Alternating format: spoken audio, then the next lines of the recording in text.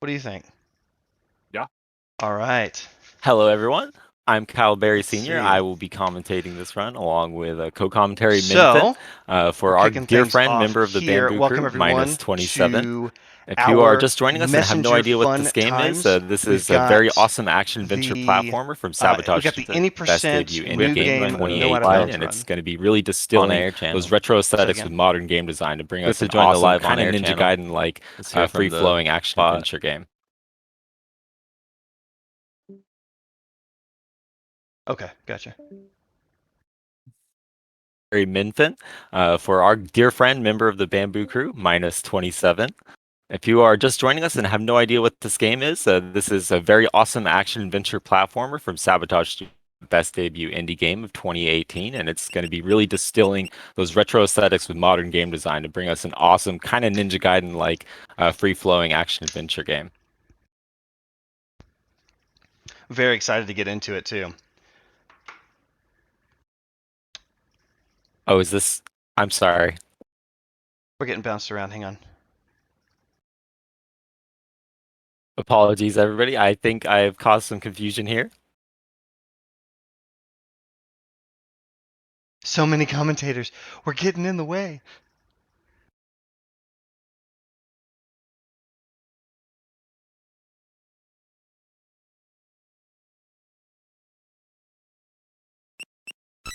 Got that pulled Oh up. my goodness.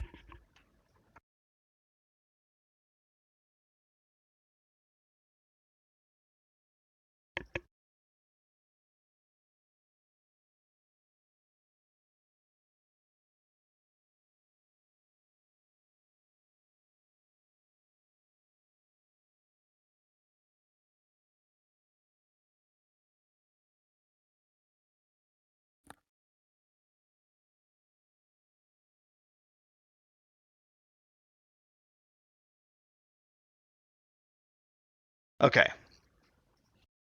All right, I think everything's okay now. All I need real fast is the file name.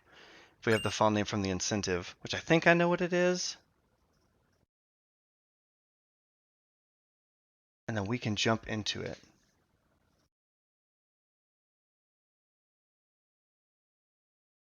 I believe the file name was Bamboo Crew. Did I have that right?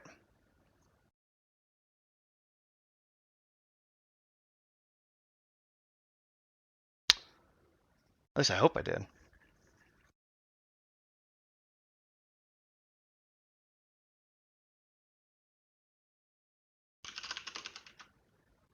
It is indeed Bamboo Crew. Excellent. Good. I will get that started. I'm not sure if you heard it. It is Bamboo Crew. Bamboo Crew. That's not how you spell crew. That's how you spell crew. All right, then we're all set. I'll get the timer started. 3, 2, 1, go.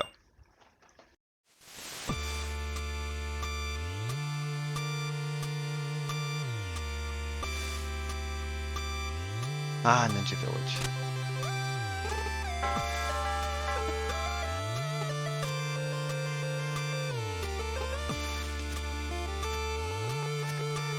All right, we're getting started now. I can't hear the other two if they're on.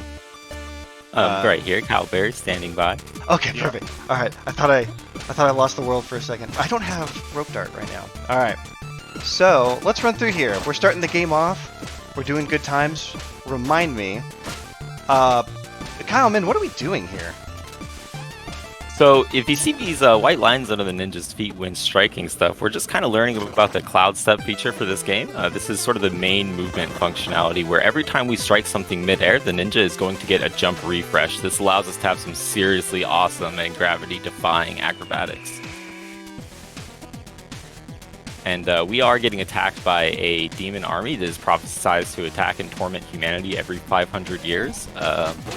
And as promised, this Western hero rides in at the last moment to save us. We get one homie shard from those enemies. Each enemy killed in this game has a 40% chance to drop one of those time shards. That's the currency we're going to need for our shopkeeper character later on. So we thank this awesome hero for coming in and saving the day, and they give us a scroll and tell us to take us take it to the top of Glacial Peak, a mountain far in the distance. So under the cover of night, our ninja will leave his home on an excellent adventure across time. And in case you all missed it, I am Kyle Berry Sr. I'm commentating along with Minfin, legendary member of the Bamboo Crew, for our dear friend Minous27 taking us through the action. Howdy, howdy. Sorry, I had my mic muted for a second because I was taking care of something. But yes, I am Infant. I run all categories here. And it's a slight role reversal because usually Minus is the one commentating for me. I'm coming to Autumn Hills, the land of resets and turtle boosts. It's absolutely probably the hardest level in the speedrun in terms of optimizing it. We don't really have any tools here, so we have to use our bare fundamentals to get through the level. And this level turns out to have some pretty awesome and tight platforming mapped out for us. So one small mishap could cause some pretty bad disaster here. We just have to grab a couple extra shards from the wall there because we need 40 to buy our first upgrade, the Strike of the Ninja. That's going to allow us to hit enemy projectiles out of the air, which is just incredibly useful going forward. Yeah, it's something that we definitely have used in quite a number of areas. As a matter of fact, it's going to be coming up in the screen here pretty soon. Absolutely. And Shopkeeper also giving us free climbing claws. A mysterious Shopkeeper character in the Void will give us upgrades and also tell us stories, which we will be seeing later on. So coming up to the Spike Pit, one of the first major obstacles of the Autumn Hills, we're going to be thinking right thoughts for Minus as he jumps into the Spike Pit. Unfortunately gets bounced left. For safety at this point, it is wisest to ride the platform. This does net Ninja a couple extra shards though, so our routing should be okay for this level. Yeah. I'm not going to tell you how tempted I was to just go for it. A respectful endeavor, and you can survive, but it is, of course, not advised in this context. It's really tight, and depending on where you were off, so like for me, I jumped a little early, so I was a little too far. It was unlikely for me to make it all the way and get the cloud step I needed, but I've done it where I've jumped too late, and sometimes I can recover that way. Yeah. And then, because I referenced how we were going to be abusing Cloud Step, and coming up here pretty soon, we're actually going to be skipping something. We got a spike ball that we're just going to jump right over meanest because of Cloud lifeguard. Steps. Oh, lifeguard being mean. The You see him meanest lifeguard. pushing Ninja back into the water, temporarily leaving the comfort of the underwater muffling effect on the music. But here we get to hear it again. The Spike Tower was not feeling friendly today. I didn't get a close enough shave. I haven't hit enough spikes yet today. That's probably the problem. We're all missing our barber lately. Alright, we'll try it again. Nope. Nope. Okay, that's fine. Those Got double some very cloud good steps, y'all. fireflies here. Yeah, those double like turtle boosts y'all got those are hard. Yeah, a brief mention of the turtle boost mechanic. You'll notice when striking destroyable blocks or turtle enemies or wizards, really most things that have more than 1 HP in this game have some resistance when the ninja strikes them. It's kind of a cool pushback feature. However, if you slash to the opposite direction first and then spin your sword into such an entity, the pushback will actually work in reverse, giving ninja a boost forward. Aiming for the head there, trying to get one of those quick pulls around, and you can actually hit that turtle and make a clean jump over the stump. But just one of those very thin margins of error in Autumn Hills that makes this level a really compelling early speed level. Yeah, and it's one of those things, like, the reason why it's the hardest is just because you've got so little skills available to you, especially when you're running any percent and you do it all the time. You just don't have all the tools you're used to doing. We are going to be coming up to the second shop of the game here pretty soon. And we didn't really talk about like shard mining, so all those time shards and stuff, we need it for the shops. So in the first shop we needed 40 shards. In this one we need 130, which Minus has more than enough to get 2 upgrades for our boss. The one we have to have are the shurikens, which we need for the quick kill, and then there's the air recovery, which will basically get hit, we don't just go flying back like with the lifeguard. Alright. Let's see if I can do this. It's been shaky for me with Leaf Golem. Very scary pile of leaves is animated here under the light of the full moon. We will be advancing forward to strike this monster, ducking under the bush to throw the shuriken, and then slashing until defeated. It's a very clean one cycle for Minus, and we will be advancing into Forlorn Temple. Only Sure. briefly. We'll see this level later on in this run because, as mentioned in chat, this run does, in fact, go through the entire game. Yeah. That quick kill is made possible by the shurikens themselves. There's actually a way that we affectionately refer to as Scary Berry to make that fight even faster, is to do the exact same thing while simultaneously damage boosting through the boss to get to the right side of the room. I've done it one time, and today was not an attempt. But it's so Shout cool. outs to Necro, our first little Fogkin friend. These cute guys are sort of they're named after the thing they're supposed to be afraid of. So we find Necro here in my favorite level, the Catacombs, a level which is widely determined by cycles. These moving crushers and other objects will start moving when you enter the room they're in, whereas other enemies and things begin animating once they enter Ninja's field of vision. And then saying hi to Ruxin, we see a brief glimpse of this level boss as he throws some minor baddies at us and moving on and into the spikes. I tried. I recovered too fast. Very respectable. We found an odd property, shoutouts to Black SR, called the Aquatic Butt Boost, wherein you can go into those spikes to get damage to the right. And if Ninja is in damaged animation state while moving underwater, it's actually faster, so you can end up skipping those crusher cycles. So he's teaching us a really interesting lesson. Get hurt, you swim faster. Oh yeah. Until we get an upgrade, and then that's the fast swim. Oh yeah. Which we get to see quite a bit of in any percent run. Which, just to say, I'm gonna die. I'm gonna die real fast. So we are running an any percent run right now, which is one of my favorites. Hi, Corbel. It's so good to see you so early in the run. Kind of get that out of the way. I don't want that help.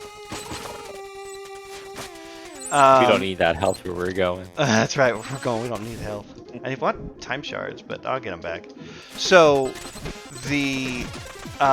where the typical and popular like 8-bit runs, which is the part of the run that I'm doing right now, the following linear run, which is the final 2 levels of the linear portion of the game, then bleed into the Metroidvania, or we're now calling more like the second quest, as it's referred to in game, portion of the run. And it's my favorite. I love everything about it, and I'm excited to show it to y'all. Absolutely. Corbel is satisfied with that, and he's going to go back into wherever he's from. Fun character, that homie in red, we call him. He'll appear when we die to save our lives, but take our time shards. I believe he'll last for about a minute, minus 1 second for every time shard collected. So until his debt's paid or he gets bored. There's Of course, upgrades. he's a really scary monster. I know there's upgrades you can get to shorten that time. We obviously don't get them as part of the run, but casually you can, which helps a lot. I feel the game casually can be pretty tough as you're learning stuff. We're going for Badonkadonk. So close. Very close setup, trying to get a cloud step from that upper room to hit that lantern. There's actually a box-shaped trigger volume that Ninja fell into that causes Ruxin to appear and summon these wizards. We were trying to jump over it and not spawn the wizards and not have to defeat them to advance. But unfortunately that didn't work, only losing about 8 seconds.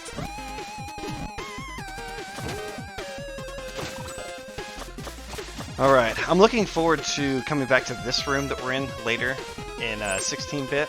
I will be trying to skip that cycle. I'm going to at least try to set it up. I'm excited for that. The Levy super. Heard of that? Yeah. Shoutouts to Levy for a couple of things I'm going to be trying today. And a lot of other people. Shoutouts to all of the Bamboo crew that we name or forget to name as we go for all these strats. You know, we're Why thinking of you. did I do that? Man, why? Very nice balls of steel. That was uncomfortably close to the spike ball. The big respect strategy there. You can either wait for the pendulum to pass over you like a normal person, or you can be a psychopath like Minus and skirt very narrowly around a certain death. Hi, Ruxin. We're really hoping for Ruxin to go on the high platform. It's a 50-50 chance whether he's high or low. The difference is about 8 seconds. Ruxin, you know I can't stay mad at you too. Like, it's just not fair. It's impossible to stay mad at a face like that. That's right. I mean, look at him. Look at his little spooky staff. Come on, let me Also a sentient being. a little slow. A little slow, low kill, but that's okay. Using really good damage boosts up there to recover with the second wind after hitting Ruxton and hit the boss to get that cloud step and reach that top platform to just destroy him up there. I'm A gonna give good him cleanup little for a cues. bad pattern. Love you, Rexton. We love you, Ruxton. All right, we're going in here. Shouting out with the highs. This may be horribly delayed. Should I go for Song of Our People anyway? You want me to do it? Yes, Okay, I got I it. trusted you. I like Chinese food. Chinese food is good for you. I like to eat Chinese food, and Chinese food is yummy too. If you like me too, you will bring me Chinese food because it is so yummy. Did I mention I like Chinese food? Well, thank you, sir. That is Bamboo Boogaloo, the Song of Our People, lyrics passed down from the game's composer himself, Rainbow Dragon X. Bamboo Creek is very light and sunny level. It's sort of a ninja's vacation after just getting out of the catacombs. There's no boss here, we're just doing some platforming, but there are plenty of terrifying, death-defying tricks, I assure you that. Oh yeah. Couple of scary spots and some tough strats. I haven't practiced R2-N2 in so long, so I'll probably just go for the typical setup and see if I get it. And then if not, the backup. And then if not, then I'll just cry. Well, one thing you mentioned, Kyle, that was kind of want to point out is you talk about how it's kind of like opened up, kind of a relaxation from it. At least through the linear levels, it's one interesting thing about the level design is you have like an open space, then a closed space, then an open space, then a closed space. So it kind of like gives you different things, at least for the first half of the game. And then Metroidvania happens. True. This game is very good at its conveyance. Almost just intuitively, it was able to teach anything that I needed to know to accomplish a goal in the game, and that kept going as a speedrunner.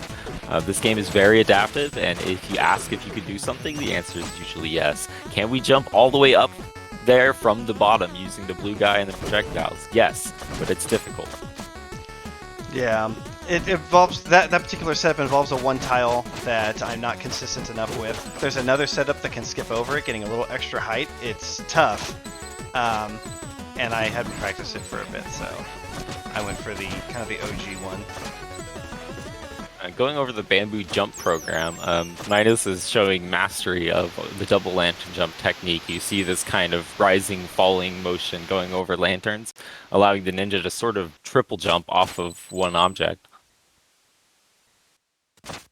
Very nice drops exiting the stage, and we are headed into the Howling Grotto, a cave system once inhabited by people that worshipped wind as the breath of gods, and where we're going to be getting a very lovely upgrade from Shopkeeper called the Wingsuit. Fortunately, we have the 275 shards required, so we will be getting the Wingsuit attack and the Swim Boost upgrades. The swim boost is very important because it enables water yeets, and those are fun. Those are fun. Yes, they are. Oh, we're gonna do so many. There's only one in the 8-bit, but fortunately, we're seeing a whole lot more in the latter half. I don't Or have. 3/4 actually. 8-bit is very short relative to the whole game. Yeah, we're looking at a mid 30-minute run, 30-40 minutes on average. Or less than 30 if you're a god. Practice Yeah. too much. We have one of those. In fact, Kyle, you were the first sub 30 runner, weren't you, for 8-bit? I was the second. Grandius was the first. Grandius was the first. Okay, I Appreciate couldn't that. remember. I couldn't remember. Amazing runners, and there's more that are piling up. I know. I think Belial may have hit it, and I think Alpha we have too. 5 now. I can't remember that bit. It's Grandius, Kyle. Oh, Sort of alpha, halfling helper. Halfling. Yeah, wild. There we go. All right, so missing DK. I messed up the entrance to the room. No problem. We called this DK skip, of course, because the room looks like Donkey Kong. You got all these guys. Their actual name is Boulder Douche, throwing boulders at us as we try to safely navigate up the stage. Now, just like a cave system, is of course a very tight level, and Ninja is a sticky ninja, so it's imperative not to grab more walls than we necessarily intend to. especially if those walls have spikes on them. Spikes or other sharp things in this game will do 3 damage to the ninja. Yeah, early on, you don't have much opportunities for mistakes. Oh, that's the closest I've gotten lately to getting that. I jumped Really a little close too setup. late. It's very difficult to actually carry that momentum, and that cloud step into the next room is just a couple frames to land that jump, but those looking very close to what we call the God Yeet. Oh, I did that again.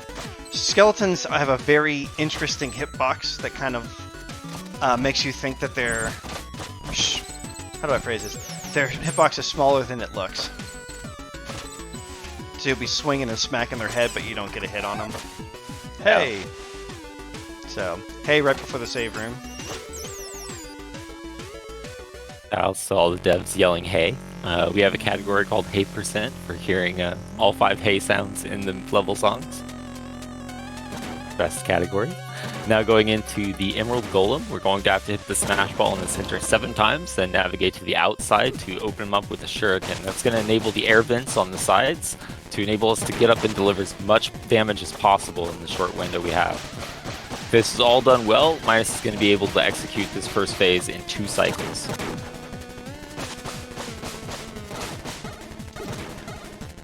Really nice movement, very nice damage boost through the fists, and good shuriken throws. That's going to be a clean 2 cycle. The hard part is counting. I don't know if anyone else has trouble counting to 8, but I do sometimes. It'd be especially difficult, really even when your sword can double slash. If you have a lingering slash make contact with an enemy as you deploy a new slash, just on the first hit when you make contact with an enemy, that could be 2 hits, and that can throw off your counting badly. I think if you listen, you can catch the double hit happen, but that's about it. That's probably the only way that you can tell that it's happened. Very few people, I've only seen 2 people that have ever defeated this boss first try. It kills almost all of us, which is unfortunate that, you know, we have to destroy their golem. It was all a big misunderstanding. But now we are heading into another open level, the Quillshrew Marsh, and this is actually an excellent stage to read some donations, as we're just going to be kind of moving left to right here in the longest right room in the game coming up.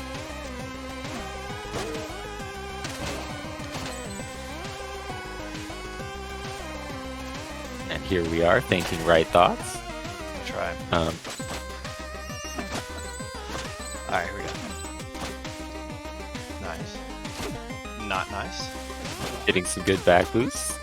And a bad back boost. I mean, it's not a good Quillshrew without some highs and lows.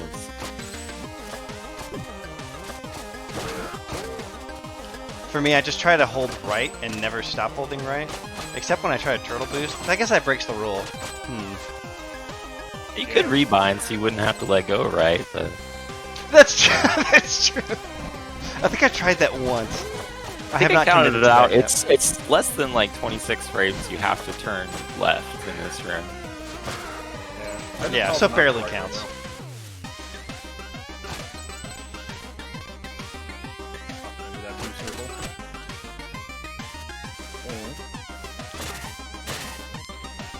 Fun fact about these wall axes, you can actually jump off the top of those plant vine enemies if it's done very fast.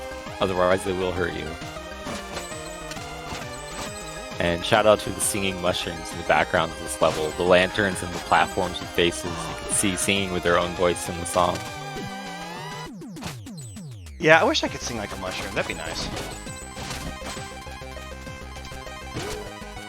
1 HP in a dream going through Quillshrew is always scary, but wish you the best. I don't like it. Be very careful with that mushroom guy. If he loses his head, throws it at you, he can run around as a really short, hard-to-hit enemy and take out your knees. Alright, but Minous making full advantage of that high vertical hitbox of Ninja's sword to take out the enemy, like jumping into it, essentially.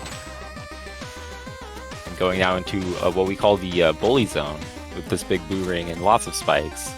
Fortunately getting through only 2 hits. The standard 2-hit bully room, the rare 1-hit bully room, and the unfortunate 3-hit bully room. Just depends on how you enter. Or the ever rare, most unfortunate, I'm dead, my game crashed fully. One time. Ooh, at least one time I've seen. Alright, we're gonna try this. Okay. This is a very stable game, but there is a rare crash that does occur in this level, usually toward the end of it. We're not entirely sure why this happens. Something possibly to do with damage frames. So may it not lock in this tournament. That's all we're hoping for. As we go into Queen of Quills, the boss of this stage. She's got a whip, and she's not afraid to use it. Whips in this game will actually do 2 damage to Ninja, making them a surprising source of damage. Very good usage of the cloud steps, and Minus is able to ride back up to the rings with her, knocking her down. Just barely missing enough damage to break the whip cycle. So we will see whips going out, but this is still otherwise a very quick kill. Gonna wait at the door here to kill her with a shuriken, just to eliminate any time walking right after the boss. Yeah, and since we died earlier on, we get a slightly longer cutscene right there when Quibble comes out. Because Quibble now is like, wait a second, I know you. Alright, so we're through that. The game is about to open up. A lot. Yeah, we get to break the game with the most broken item in the game. Yep, we've been given tools and then time to learn the tools, and now we're going to get one more tool and figure out how to use that. This tool is probably going to be misnamed, but it is called the rope dart. It is our favorite tool. It goes zoom. Our motto is to rope dart everything, and now Minus will put this to terrifying speed. I'm gonna make weird sounds while I fail it too. Could ask for more. The amazing thing about rope dart, it makes you go fast. It's really what takes this. Hang on, let me do this again. It's what takes this run and just makes it. Wow. Okay. Hang on. A little too I hate fast. this elevator. There we go. I'm going left side. So. All right. Other than it going fast and really just opening up the speed of the game, it also has a lot of interesting properties to it. In an any percent run, you'll actually get to see one that you wouldn't normally see in an 8-bit or linear run, and it's in a couple rooms from now. Essentially, what I need to do is I need to take an enemy from one room and move it into another room. And I'm going to do that through leashing. And in order to leash an enemy, I need to attempt to rope dart it while it is while I'm getting damaged, and so I fail it. I pick it up. I'm gonna do this. I'm gonna do this real fast. There we go. Set this up. Good jukes on that bird. One more time. I need to get up on top of the screen like that. There we go. And so the reason why the bird follows me is because it still thinks it's trying to be constantly rope dart. And so it doesn't despawn when I change rooms. I bring it with me to the next room, and I use it to do a lot of mysterious stuff that's happening right now. Don't worry about those weird sounds or that beep. Those words are meaningless. And we're going to get back to our regularly scheduled 8-bit section. Yeah. That leash is... that particular setup is Braun's setup, and it is a lot cleaner than some of the ones we've had in the past, and it's so good. Easily my favorite setup I've seen. I had another one I was doing before using, I think, the Fireball. That is easily my favorite setup that I've seen, and so I started using it and I love it. You can like, with that, I'll typically need to take 3 hits in order to get it, but you could do it with 2 or even 1, depending on how well you set up. But 2 to 3 hits is what you plan to take in order to accomplish that. Very nice. Pay no attention to the man behind the curtain. Oh, my right side, no good. It's no good right side. It's okay. Left side is there for you. There it is. Left side's always there for me, since the beginning. Yep. We just cast left side out. Good Hansons hitting the corners of blocks to get to them, but not quite grab as we head into Colossus's the most aggravating boss. The boss is, I wouldn't say difficult, but you don't see too many runners these days typically die on this boss, although it's totally possible. You just kind of lose time from a mixture of just poor RNG and then just reactions. Nice cycle for Toothus. We're hoping that Kolos is feeling kind. So you see the steam from Kolos' ears. Kolos is the red one, by the way. I put their names together. It's fun. Kolos is arm day and Seuss's is leg day, and the Steam indicates that Seuss's has taken enough hits, he's out of the fight. So we just have to deliver enough damage to stop Kolos, and then they're either going to tag in with another attack or tag out, and it's end of fight. We're moving on to Glacial Peak. Yeah. So not too bad. That was over too quick to really explain one key mechanic is Kolos, you can only attack from the back, and Seuss's, you can only attack from the front. But we killed him too quick for us to really notice. You see, we just shred him with a rope dart, getting both iframes from the dart and resetting our attack position. So, double useful tool. Defensively, utility, and offensively. Shovel please or sour please other dance emotes in the chat as we go into often runners' favorite level, the Glacial Peak. This is going to be a culmination of all the things we've learned in one epic uphill ascent. Really putting together all those tools from the early game and going fast. And we'll see one other minor trick coming up in a stream later, which is going to be another one of the neat things we get to do with Rope Dart. Oh, I hope so. Yeah, I'm gonna go for it, for sure. I know that there was one in Crags, but I haven't set up for it very well yet. Come on. That one's hard and can teleport you into spikes, as its teleport target is an enemy still buried in the ground. Yeah, when it comes to 8-bit, honestly, this is probably my favorite level in this section. Mm-hmm. I've noticeably felt like this is a non-stop stage. No boss though. It's just very little downtime. Even in that execution. portion, walking out of the room, there's an off-screen wall we're trying to hit with the rope dart, so trying to gauge the right timing. It's like you're always active in Glacial Peak, and it feels pretty great. Yeah, at the same time though, like I feel calm, it's cooling, it's really nice break from what I'm about to have to do. Yep. I'm gonna try Well this. said. Oh yes! Here we see Brazilian ice climbers, shoutouts to Casio.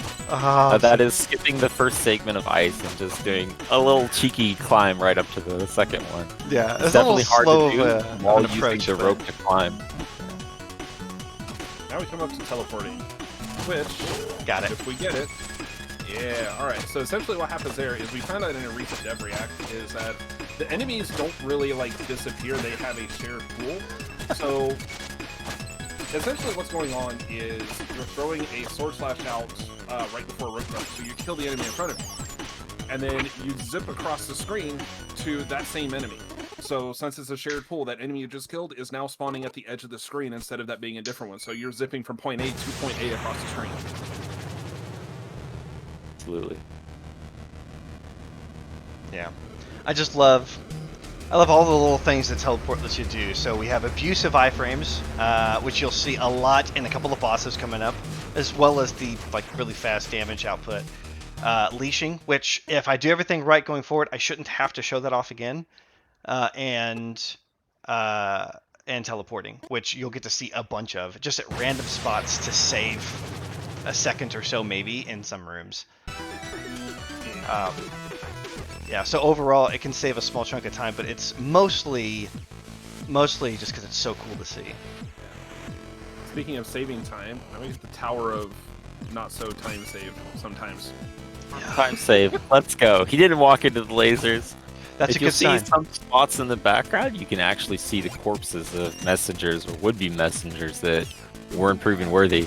As canonically, Corbel is not sent if the messenger is to die in this test, but we'll save you here because sorry. gameplay. I tried. And commentator's curse coming in strong, going for a very nice Hail Mary backup there. Just unfortunately hitting the laser before my using the timing's all wizard off now. projectile. Forgive me. Okay. All right. This time be better. I went for the Hail Mary. We're doing this. And I'm just gonna follow the platform. Go for it. Was that a laser whisper, by the way? I don't. No. I took the single damage boost off the Wiz Rope Dart. Right. I wouldn't know. How bad would it be for me to go for a Whisper with 3 health? Well, it is possible to go through those lasers without taking damage. We call it a laser whisper. We don't know why it works, and it may as well be RNG. It's not something we have a consistent setup for. I tried. I haven't found it yet. yeah, and this is I'm not coming doing from a guy this. who, Get out of here. also working on the randomizer, so it's in the code. Yeah.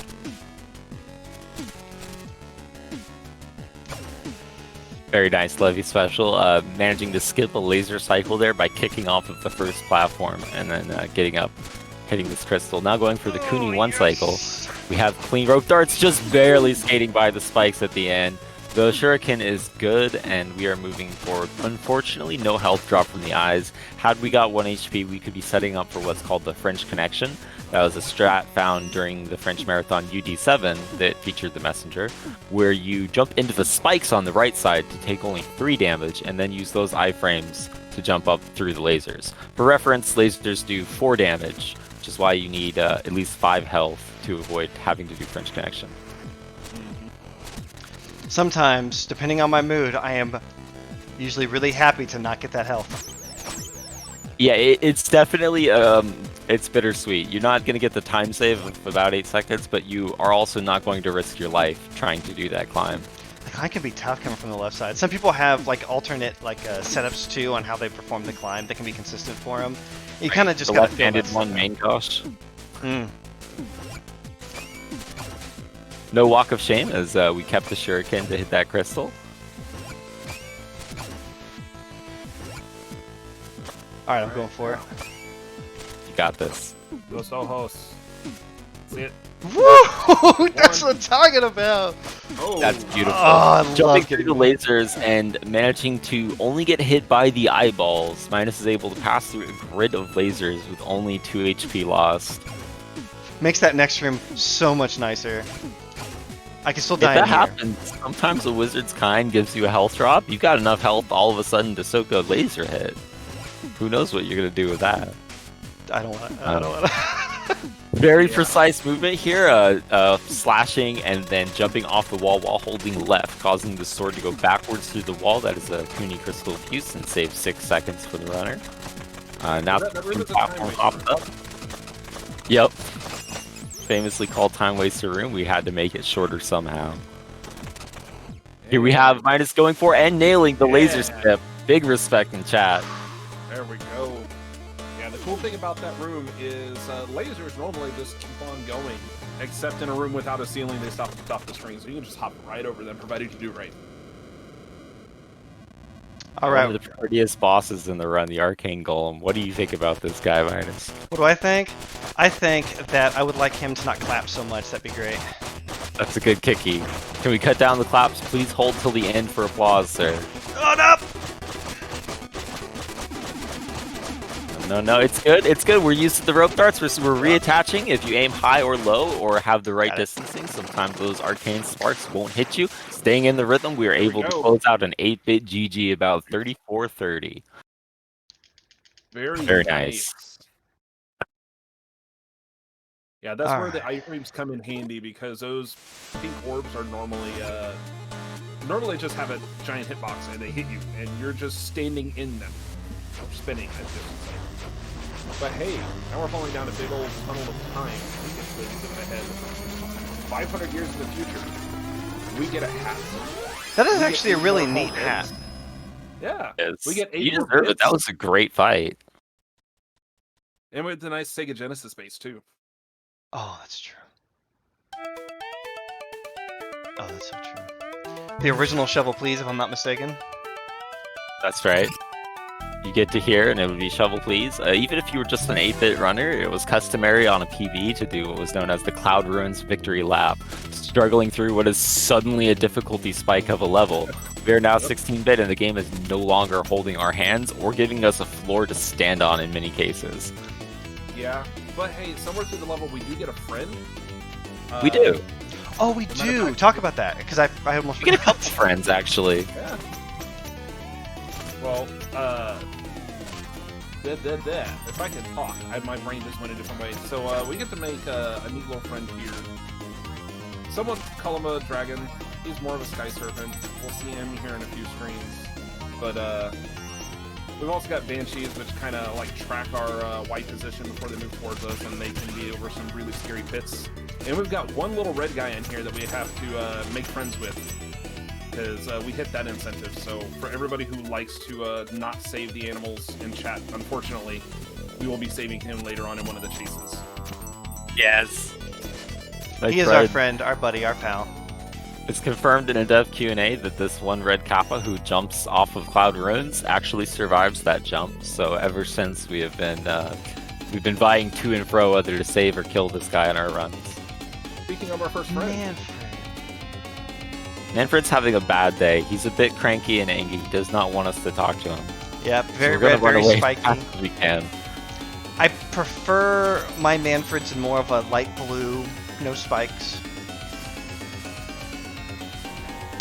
Absolutely. Just looks so- uncomfortable. Yeah, it does. I'll say that this level is such a gatekeeper when it comes to runs in the community. So many if you go and take a look at the leaderboards and stuff. I did get it. Okay, I'll wait. Where as soon as like 8-bit ends, a lot of folks start falling off, and quite honestly, this level is one of the biggest reasons for it. This level and its boss. And I don't blame them. It is my least favorite level in the run. I will speak from experience. It took me a while to do linear, and when I was first learning this level, wait, oh, you got the teleport glitch. I was like, where did that come from? Green grab kill, yeah. Seeing a health orb mysteriously appear from a ghost that would have almost been teleported if the timing was just a few frames different. Teleport, no! Okay, I'll try again. Teleport. Oh, I crapped it again. That's sad. Doing Sad the face. loop-de-loop and pull, but we still get that wrap kill. That looks cool. And going into Manfred 2, the most aggravating Manfred chase. This is the longest and probably the most difficult. Yeah. It does. Like, the interesting thing is, oh, go ahead. I was gonna say it does. So these appear and feel, kind of look, almost even taste like auto scrollers, but we do have quite a bit of control here. If you're a better runner than I am, you can outrun the movement of the screen and continue running the rest of this room blind. Yeah, that's what I was going to talk about, because the first one and the third one, you actually have people who will go through and they'll finish ahead of time, and the camera just zips across. This one, no way. Nobody attempts this one blind currently. Someday, I think there will be crazy enough people that have practiced this chase, but for now, yeah, just the first and third. A very tight, scary death cycle that Black found in this room, jumping into those spikes, because when Black sees spikes, he sees free real estate. Absolutely. Like, yeah, I get to move one direction a little faster, so let's see what we can do with it. And it does. It saves you a cycle, so it's faster. I am not comfortable enough with that particular one. All right, so we got our buddy. How this level is brutal. So folks Curious, we have donated. to save the button. So normally, folks would be running through here would potentially utilize that red kappa there for a bit of speed. They rope dart off of him, get a little bit of speed. We're not going to do that. We're going to hang out with him. He's our buddy, our pal, our friend, and we're going to hang out and be best friends forever. Okay. Well, I didn't Godspeed, know. buddy. I didn't know when I was running that I was going to hurt as much as I do right now. That betrayal. But as Kyle was saying, it is lore that Kappa does in fact survive that jump, and I believe He's okay, I promise. he spends the rest of his time in Quillshroom, if I'm not mistaken. He'd probably land there or Searing Crags, yeah. and now we got Manfred. He's back for the fourth time, and this time we actually fight him. Are we going to see Walford? I tried. Almost. Almost having it if you can manage to be right in Manfred's stuff, right in his face, so he's trying to chase his tail, he'll end up in a ball. Very funny and can be a very fast kill, and one of the reasons this is an aggravating fight for speedrunners. It's a hard fight, and it takes time. Let me try this. It's definitely not one of those ones where you want to die on, because I want to say this fight and Emerald Golem are probably the two longest boss fights in the game. Yeah, they take and a while. it's so easy to die on this boss. Especially now you have no floor. Yeah. Fortunately, we are able to stun him and deliver some good damage, and he'll be coming back in, hopefully for the kill. If not, we can put a couple juggles on him. Yep. And there it is. And he's done. At the very least, if you can just get a kill, pretty. But that fight is hard, and that Yep. fight is a lot of times while folks would be like, "Nah, I'm good with 8-bit." Yeah. I was really close to not doing this, and then I wouldn't have been an any percent winner. But we gave Manfred a Snickers. He's now happy. He loves us. I know. I can't stay mad at him. That Wanderer turns out to be the guy from the beginning of the game. Well, We didn't touch too much on the juggling, but you can juggle the boss, and Minus was getting a pretty good juggle going there. Just hitting him above the top half of the screen makes him go low, and hitting him below the half makes him go high. Yeah, there's a couple of details and stuff about the fight itself. I was seeing some posts on it, which is absolutely true. Balfred is kind of a cursed glitch for us because we all look at it and we're like, Balfred, that's what you want, that's what you need in order to get even a good time these days. And that's not entirely true, although it is significantly easier. It is possible to have a very good leash, just very good leashing skills. Not leashing, I'm sorry, juggling skills, and get the boss in a cycle or two before he even leaves the screen. And some of the runners they posted about, I know 2C was one who's like getting like 1 cycles, which don't really lose much time, if any, over 10 to 15 seconds tops. Yeah. But I don't know the actual numbers on that because very few people actually one cycle it. Yeah. So when we're talking about learning this game and going through it, the goal, while you can have your own setups for learning the Balfred glitch, it is so much more important to learn how to juggle him. yeah.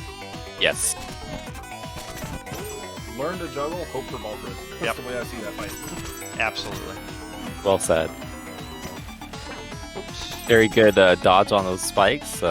Just barely missing, falling into the spikes while we're rope darting lanterns, and now outrunning the orange Fanta, which is actually rising to eventually kill us, but of course we're not going to be seeing it anymore in this room. Wait, there's lava in this room? There's lava. So I've been told. Oh, yeah. Got it. Nice little touch there on the stalactite.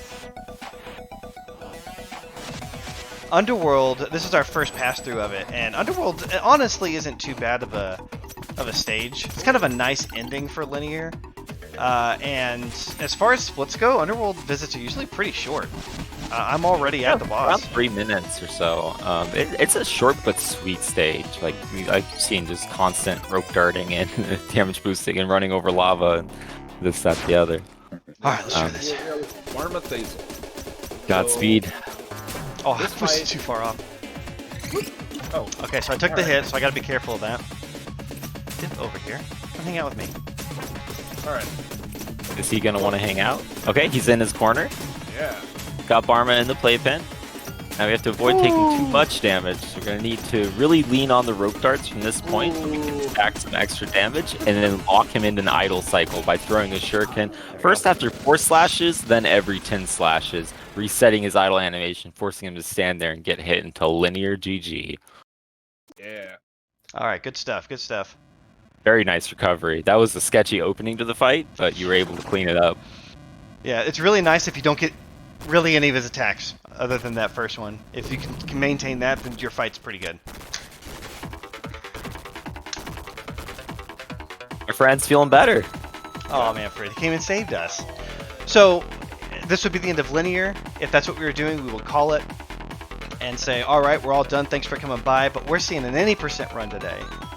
So that means that we're seeing the rest of the game, and it has just started. We've got another good 50 minutes, an hour left in the run of this game taking itself and turning it into more of a Metroidvania style game. We're going to do a lot of revisits in different time zones, and we're going to go look for music notes.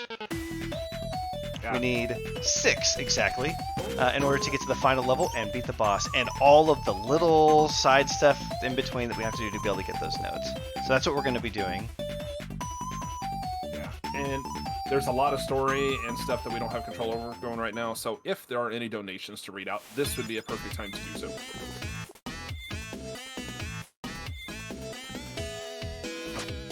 We don't have any donations at the moment, but would like to remind everybody that you are watching SpeedGaming's marathon for No Kid Hungry. We are raising funds for this fantastic charity that is helping to make sure that no kid goes without a meal. You can do !donate in the chat to find out how to donate. Every little bit helps, and we would thank you all kindly for your donations. But that is all for me for my hosting shift. I am going to pass this over to the inimitable Adirondack Rick. And yeah, be sure to give him a lot of donations so he has a lot of things to do. Take care, y'all.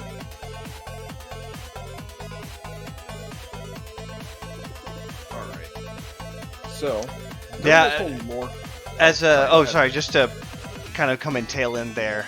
There's still plenty of runs coming up and incentives to meet, so while the messenger incentives are met, we'd love to hear some more wonderful donations from y'all for some more of the incentives for the runs coming up for the rest of today and tomorrow too, I believe.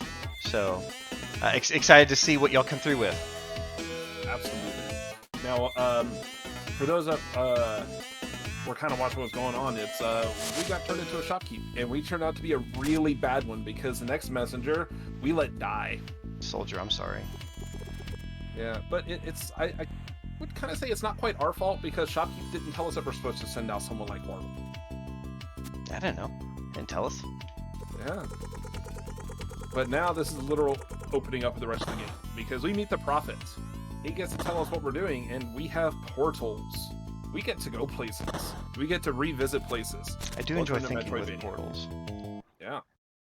Did you know, y'all, that there's a map in this game? Yeah. There it is. I mean, and yeah, it's a real quick thing, and that's about the only time in the speedrun we see it. Hopefully.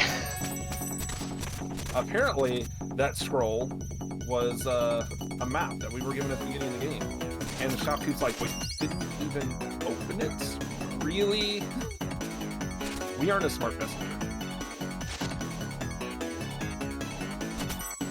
Oh, I got him. I love getting that rope dart. Oh yeah, that was clean. And now we're back in Glacial Peak. We are working our way backwards. We are in 16-bit Glacial Peak, so there are going to be some differences. And this is where we are going to try to get to Manfred just a little early for our super straight, and hopefully not see another leash. That's the goal. Yeah. Some folks will grab that Wizro, bring them with. I'm not going to do that. Some folks being people like me. Because we got to go through the next few rooms without the rope dart. I like my rope dart.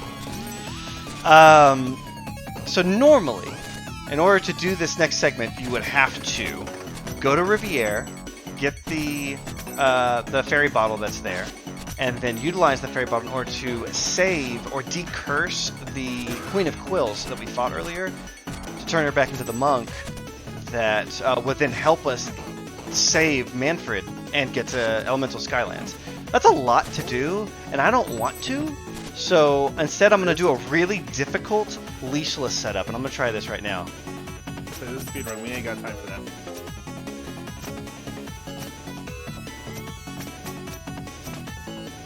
Oh, that was fast! Oh, that was so fast! What was that, third or fourth attempt? Yeah. I am so happy with that. I'm a little speechless at that, like, because I've seen you practice it and it's taking you a little bit. That's, wow, okay. Oh, that is fast. That is really hard to do. Essentially, I'm getting an extra cloud step to get the height in order to be able to make contact with the ice up there. And so to do it, you essentially buffer a lower slash. So you do a down slash, a wingsuit slash. And those animations stick around for almost like a full second, right? They stick around, they linger for a bit. So while it's lingering, I drop my wingsuit, and then I jump because I cloud stepped previously.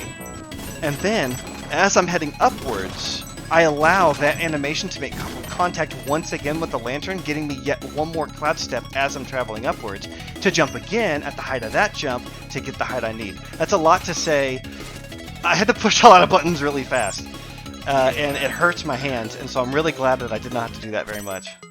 Yeah, that particular trick is probably the most input-intensive skip in... That was a fast one. How many attempts was that? I just got back from intermission. Oh, sorry. That was 3 or 4 tries. Oh my gosh, it I was was- single digits. It Let's was- go. You called it. I'm Yeah. so happy. I believed in you the whole time. You did.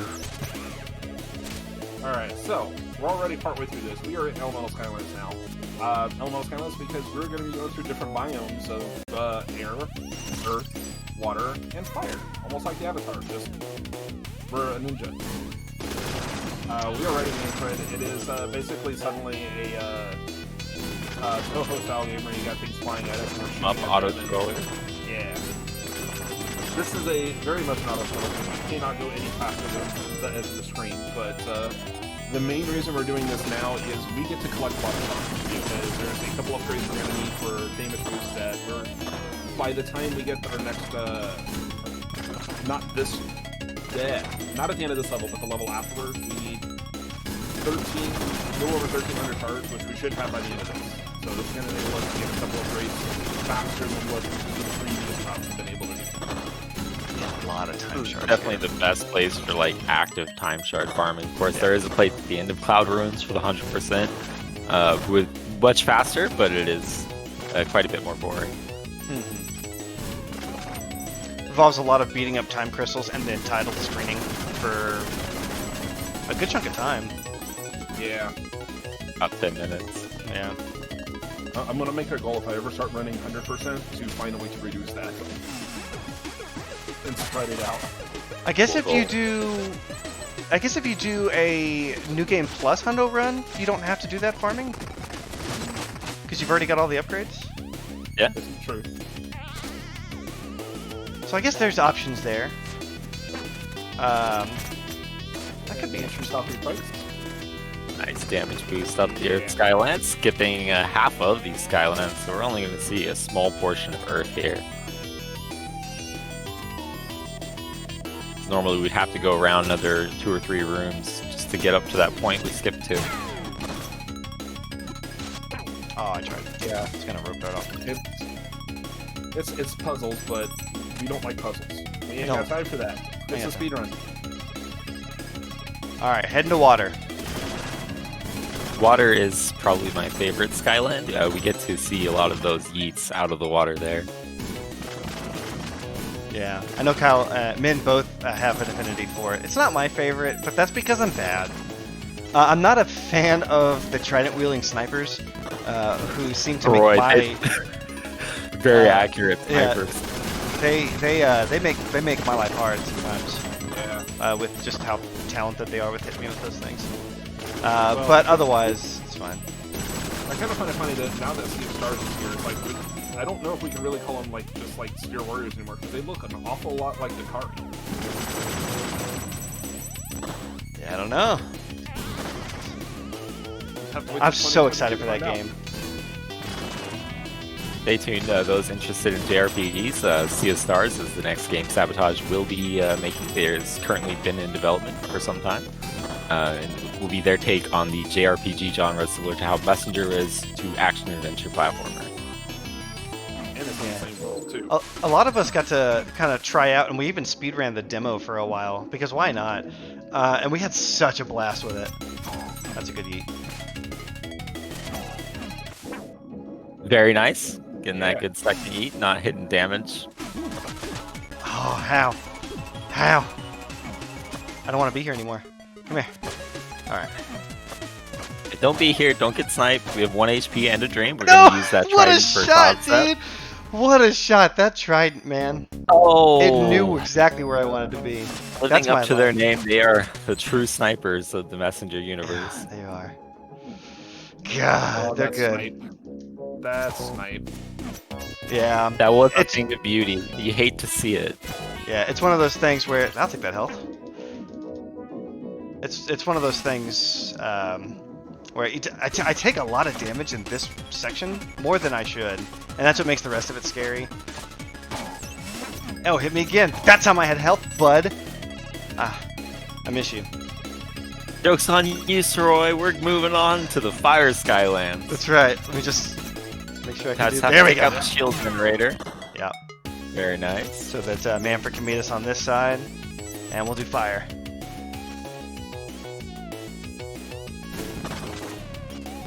bet this part is so much fun that anyone getting here in their casual playthrough would play the game again, just to play Manfred again. I don't mind it. This game does have a way of like kind of breaking up things. It doesn't just feel like an action platformer 100% of the time. They change it up with little things like this. So it's kind of nice. Yeah. More so in the DLC, Picnic Panic is free if anyone is interested. Yeah. If you have the main game. Yeah. That's a really cute DLC. And it's so funny, I actually didn't even play the DLC until about a year into running the game. And I was not disappointed. That's probably for the best. It does have a difficulty spike following from the main game. That's true. The events are all separate, but you know, it does assume that you've learned skills from clearing the messages. Yeah, I think it even warns you before you started asking about that. But then there are people that have decided to do Picnic Panic low percent and just start it right off the bat. I cannot believe that happened again. Oh, I did that last time too. I was trying to Do get. we have time? Oh, I'm sorry. Go Sorry, ahead. do we have time to enter for donations? Absolutely. All right, well, we've got a $5 donation from Tim Ramsaw that said Bamboo Crew. We had an ominous $15 donation to Here's the Open World half of Messenger going as well as Linear did. And then we had a $111 donation from Silly Person who put us over $14,000. Well done. That's amazing. Wow. Oh, Thank you yeah. everyone for your generosity. That puts Beach. us less than $1,000 to the $15,000 goal, doesn't it? Yes, it does, and we still got another day to get to that point. A lot of great runs coming up here. Special thanks to those three for the donations. We're over 14,000. Thank you, everyone. Thank y'all so much. So, okay, all right. I gotta. In case you were worried that, hey, does this game have any mashing for me? Give me a little bit.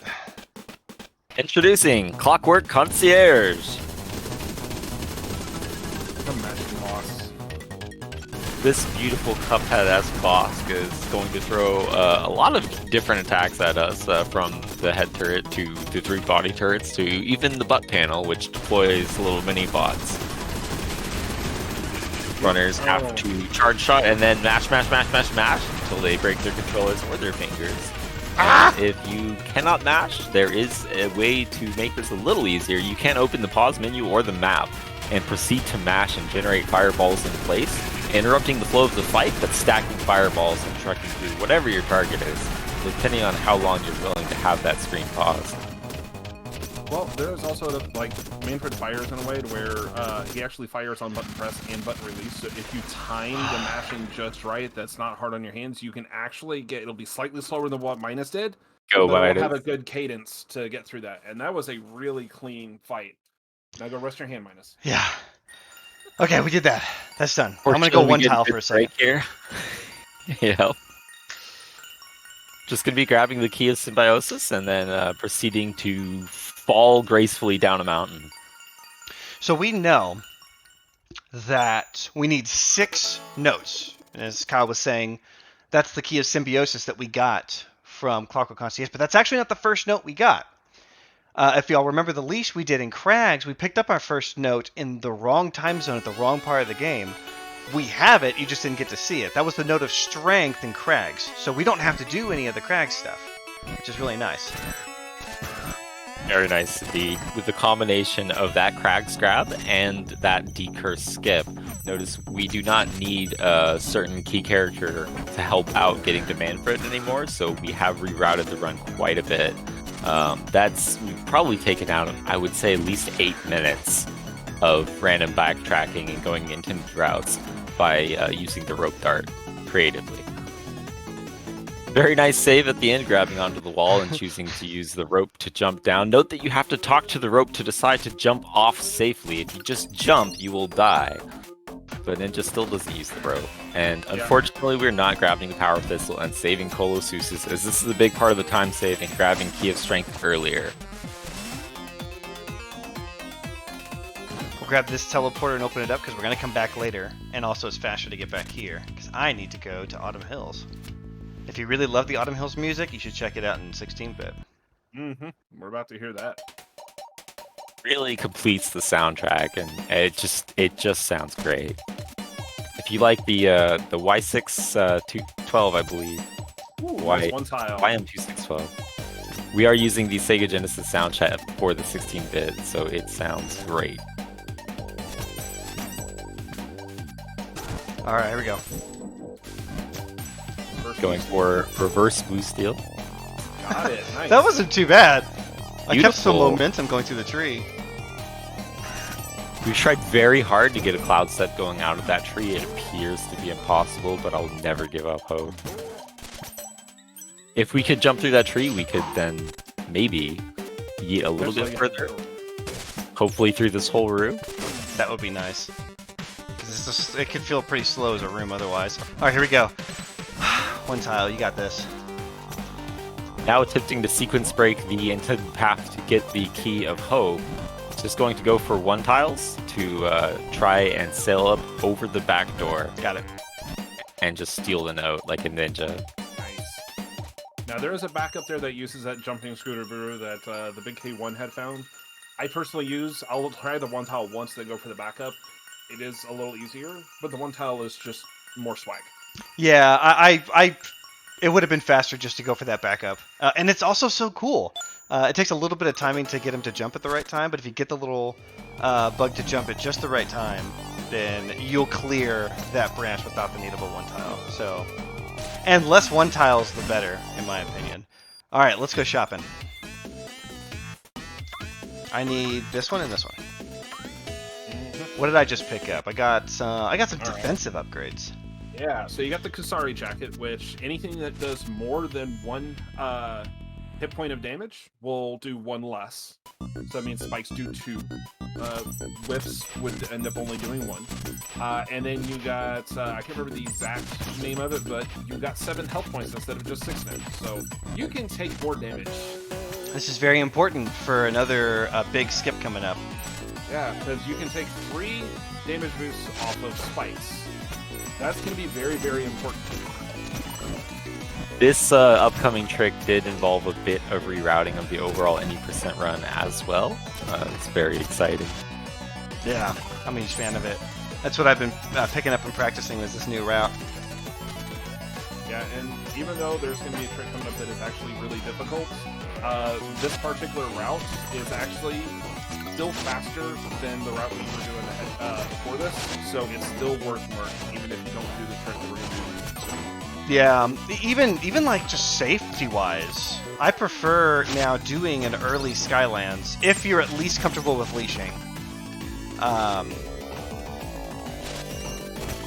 Doing an early Skylands to get the money for the defensive upgrade. Then the rest of the run, you're much safer. One part about the any % routing I really enjoy is how we go into the entrance for that autumn note just to debate it and bow out at the shop, using that shop hub to get back to the portal.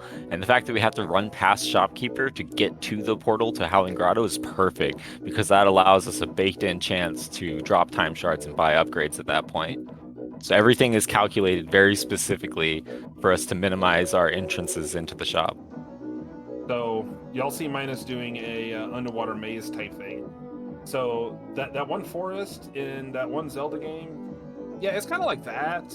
There's an item we would normally need to pick up, but it's a set path, and as long as you have it, you make it through. So you can save time by not having to pick up a certain item back in Culture Marsh. And look, we're in underwater. Oh, I saw the map again. Yeah. All right, I'm going for it. We're doing it. Nice. Good wet afro there. If you are to rope dart before you're jumping and then you let the jump land, you'll end up in sort of a rolly 1 tile ninja boy position, which allows you to swim in 1 tile deep water, thus allowing us to go under the portal and bypass the cutscene to activate the Sunken Shrine portal. And then now, this is the trick we were talking about. Very nice.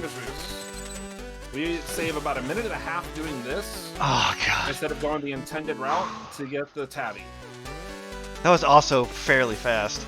that was very nice. Too many resets going for the really high hair clip on the lantern to get a one tile and a really fast glide to actually land on that part. It's harder than it looks, I promise. He's just making this very easy. Okay, I'm gonna do this. But isn't that speedrunning in a nutshell, though? Oh, I messed it up. That's okay. I tried. Big respect going for that spike boost on the top to get the iframes to just sail through. With only 1 health, too. I do it every time.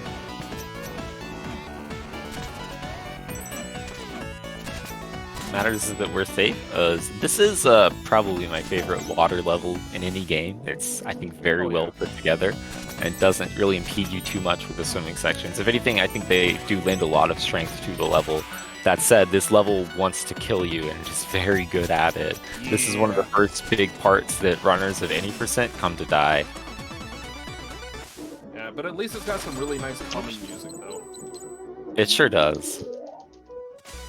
Another big thing to look forward to for people interested in Sea of Stars.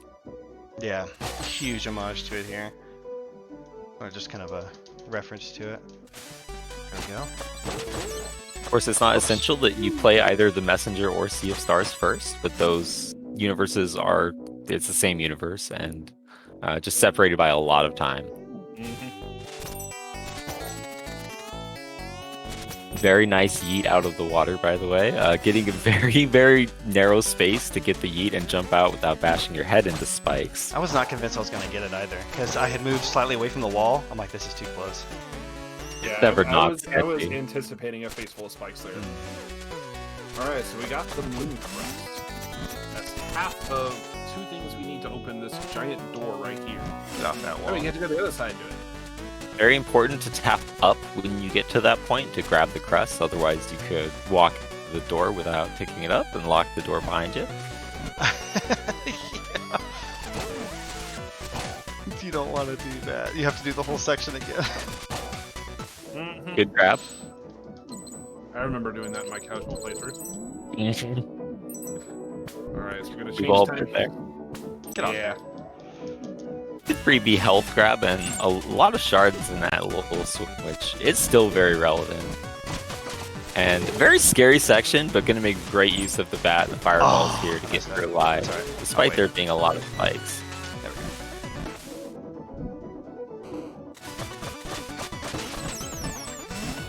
It's another fun time traveling puzzle. You got to go up here and then down there and then back up there and then back down there. I remember spending a lot of time trying to figure out how to skip through that, you know, while still remaining no out of bounds. Right. I have been able to get like up there in 16-bit, and it is pointless because the rest of the level is blocked in that time zone. So, yeah, it's too bad because you want to sequence break wherever possible, and we already do have a time-dimensional sequence break in the upper route that leads to Ninja Tabi, where we do PP skip. Unfortunately, the backdoor Tabi strat, if you opt to go for that, completely eliminates that top route, except for maybe grabbing the checkpoint for safety, like Minous did earlier. One quick other note, the climbing claws the ninja has don't actually wake up and activate until grabbing and kicking off of a wall once when entering each level. So Minous had to grab the wall there anyway by the checkpoint to wake up the climbing claws and get the 1 tile up there for reverse Tabi. It gets you a lot. It gets you a lot when you reset. Like if I had failed the damage boost going through, I would have title screened and probably tried again, but I'd have to remember to grab a wall somewhere. Hey look, it's proof the ninja has a back. Yep, there it is. If anyone needed proof, here are the frames right here of Ninja's back. It exists. It's there. And if you go and play the DLC, it also exists in 8-bit. Shout out to It's a Salt. good back. Sword and a scroll. Get your PJ Salts in chat if you know. My favorite cutscene in the game. It's so beautiful too. I'm going to appreciate that so much more after the new game. I know. Alright, we're going to do it backwards. There we go. This is one trick that I have yet to actually get down. No cutscenes for us. Also, excellent wet afro on the exit as well. I love doing it there. It just feels so fun. I will also attempt some in Bamboo going backwards because I think they're fun to do, and then I will stop. Yeah, no, I mean the wet afros are great because you can actually do one tile water yeets, and then you got people like me who just eschew the wet afro and try to do the frame perfect wingsuit yeets. So yeah. That teleport is scary because there is a chance, depending on the positioning, you could actually not transition time well, and you'll be in the wrong time zone, and it's just gonna be faster to go and switch back to 8-bit. You want to be 8-bit in this section. Right, we'll be going backdooring into Bamboo Creek and then helping out our friend Claustro, who we need to be an 8-bit to access for reasons. We weren't able to get there before when we were originally in Bamboo Creek because of no wingsuit, and of course, even if we got, it wouldn't be possible to help him out anyway with the tools we had at the time. Just a little grandpa climbs real fast, grab some money. Very nice. We all like money. Get a quick dip in the waterfall. Get a good yeet. Very nice corner jump. That corner can definitely give you a headache. Shout out to the only time you'll hear 16-bit bamboo. Right, unfortunate. That might hurt tracks. You'll hear it on the way back for a little bit. Now, one thing to note there, you might have noticed that he's slightly clipped into that breakable block. That is perfectly okay, even though this is no out of bounds for destructible objects like that block or moving objects such as some of the crushers. If you clip into them, since they are not a static boundary, then it is okay by the game rules. But if you clip through like a solid wall or floor, like right here, yeah, that would be okay. Fly. Sometimes it just happens, like in Catacombs or Tower of Time, you might end up in a crusher. As long as you don't press down and instantly kill yourself because you're in a collision, then you'll be okay. It's not considered like a penalty for any verification purposes. Yeah, we have things in place where if you accidentally pull it off, you just kind of like dock a few seconds, or you quit the title screen and go again, whichever you'd like, but it's usually not a big deal, and they're almost always accidental. Tower of Time has been a big one for me, and then one time I out of bounds during the Demon General fight in that corner. No, I've done that. I hate that. It's the worst because that's not going to save you anything. Yeah, you have to reset. Yeah. So no point to dock anything because all that progress gets lost. Favorite Chinese food is toss bao from me personally. I love the pork buns. I'm real simple. I like just a good, it's like a good orange chicken dish, maybe some teriyaki. Real like simple. Every time. That blue kappa knows how to keep you in check. It can be surprisingly accurate with those sometimes. They get one good arc and ruin your whole day. Oh, I got in the water, but I didn't follow through with it very well. We aren't capable of singing backwards, otherwise we would do the reverse bamboo boogaloo. But yeah, I've got a command in my chat for umab. Okay, I'm gonna try this. Oh, I had it! No! Okay, I'm gonna try this. You got this. I lost all the momentum. That's fine. We're moving. Moving on. The speed you get from the yeet, it's dependent on how close you are to the water's surface when you press attack underwater to do the boost. Because the boost will start just decaying instantly from there. So you want to very quickly exit the water. That water already going to the right, yeah, we see some fun momentum shenanigans happen, but you have to respect the commitment to the wet afro. Named after Fruity Waffles, a runner with an excellent afro who discovered the way to swim in one tile water. Yeah, and once you start kind of getting that feeling down, it can be pretty consistent. The game kind of does it for you. It's really nice. All right, so the next big thing. So two things about to happen. One, I'm about to attempt a very fun yeet that if I can pull off is so cool. I've got the health for it in case I mess up. And then we're gonna go Dark Cave. I'll talk about Dark Cave in a second. Alright, so we have to go and wake up this bat. And oh, let's talk it about! And then he just does it, setting up the Levy path, Superman. just the position to get Oh, the Levy, I miss you so much. Shoutouts to Levy Cross, another amazing runner of the Messenger, beloved member of our Bamboo crew. Absolutely. An important note about this route. We missed the trick earlier. So if you were to actually get to the Donkey Kong trick and skip that cutscene, it would still be there when we come back in 16-bit. You could potentially get killed right there. Yeah. Yeah, it would have been a mistake on me if I had actually gotten it. Because I got way too low there.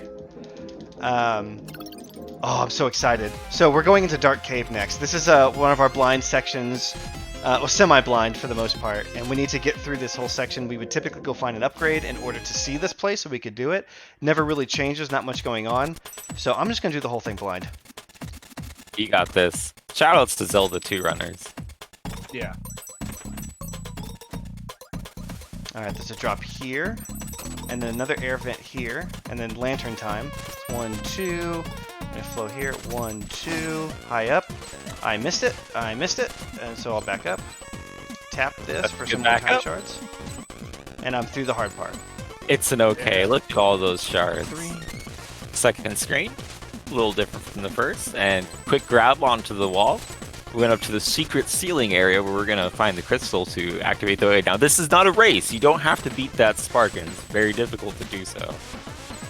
As minus. Pretty swag if you Yeah, do, because you get to ride the door. I'm really bad And about right positioning door. on the door. But a pretty good dark cave. I like that. That I'll was mess good. up on my rope darts, and then a little fiddle at the end there. But oh jeez, come here. That is a very intimidating segment, but can be learned in a couple hours of practice. So overall, it shouldn't be too much of a deterrent if anyone's interested in the any percent. We have maps and guides and stuff. Yeah. Yeah. Now the fun part is you notice he jumped over that portal, and on everything else, like as soon as we get closer, the portal cuts open. That is the only portal that we can actually jump over and skip without having to do some type of shenanigan on. All the Yeah. other ones have an activation ceiling above them. Admittedly, with how I do the stage, it actually doesn't really save time to do that. I just don't want to stare at the cutscene. Because I still wait on the log. Nice jump out of those spikes. Yeah. Nice. Keeping every extra HP you can in Riviera Turquoise is never a bad idea. Oh Yeah. This is also the home to what I think is probably the coolest yeet in the game that you actually normally No, see in a I don't want to be here. God. Okay. I believe somewhat belovedly named the Wings of Love. It has many names. Bird Yeet, another one of them. I'm gonna go for it. I've been practicing it so that I can make it all the way across and see how high I can get. But my health will determine what I can pull off from there. Right. We'll see how this goes. I hate this room. And it's a strong word. I do not like it. Yeah, this is definitely one of those interesting rooms. Of course, you take some risk by jumping over some of those things. I just sit at the top, play it safe. Disney Lion King flashbacks every time. Oh, yes. Get away from me, bird.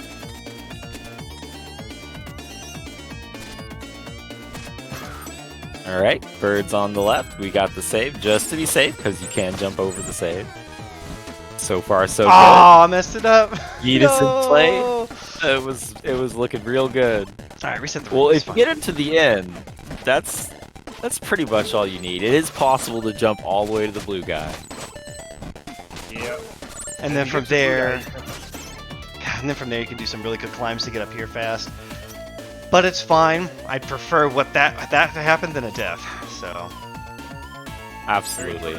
And any way you cut it, that's a really hard cycle to make. all right, we're gonna dance through the rest of this. I'll take it. It's fine. Nice. I have the health for it. All right, the puzzle section. We're gonna do almost none of it. Yeah. We don't like puzzles. There's a puzzle? Puzzles There worth trying. is at least one puzzle that Poopa has to keep reminding me to just do it. It's this one. Just do it. Just do the puzzle, man. And I At say, least the okay. solution's easy. Yeah, you just flip the bottom flowers once each. Oh yeah, we have to do this puzzle. Yeah, Unless we unfortunately. got really creative with some leashing, but it wouldn't save time. Yeah. I'm not even sure leashing can do it. I don't think so. I just never want to say never. That's true. I wouldn't be surprised to see some New Game Plus shenanigans pull that off. If there's a wizard, anything's possible. That's true. That's so true. Alright, here we go. Alright, good wingsuit setup here. That's not Just where I cutting want you to away be. both those birds. Oh, I tried! Oh, that was looking really promising, even up to the end. I messed it up though. That's alright, I'm gonna do it again. You got this. Hup, bow, Bird pit skip. Or not bird pit, that's music box. Oh, I didn't jump that time. That one's This on is just me. bird skip. This one's hard. You have to get the right angle, and you gotta do the jumps precise. The birds don't like you. They do not like you. I typically take a hit too doing it, so it's about aerial recovery too. Okay, I'm good, I think. Okay. Alright. Yep. Come on, Flower. Nice. Using that flower to just cut the last gap. Very smart, getting that last cloud step, and we are on the way to Batterfly Matriarch. Yep, Moth the Bat. Oh, That's right, Moth the Bat. Moth the Bat. Very exciting boss fight, as we're hopefully going to be executing it in 2 cycles That's my by goal. attacking off screen. Yeah, so the boss is not hard, but very difficult to do fast. And some of the stuff I'm going to do, I'm going to be fighting off screen if I get it right. And also, you kind of get some of your controls reversed at this section, so you have to like keep that in mind too. Always opens with that screech, and so you're Come on. always going to get reversed, and that's awkward for this part. Okay.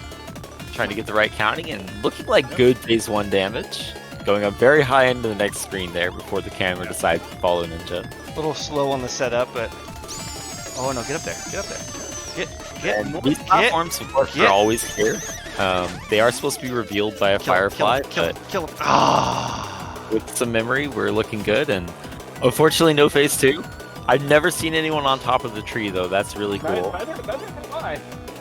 Did the collision not spawn while you were transferring? It's possible. Sometimes I've had it when I was debugging, and sometimes where you get flown up there and you actually like maybe the momentum gets you up there, and so you're actually not fighting the boss anymore, but you don't know. Yeah, now you're actually sitting up there just flipping and dipping instead of actually doing boss damage. But you can't tell unless you have like the oh, I died.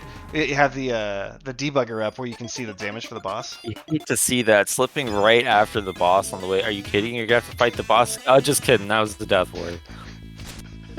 What am I doing? Okay, Underworld.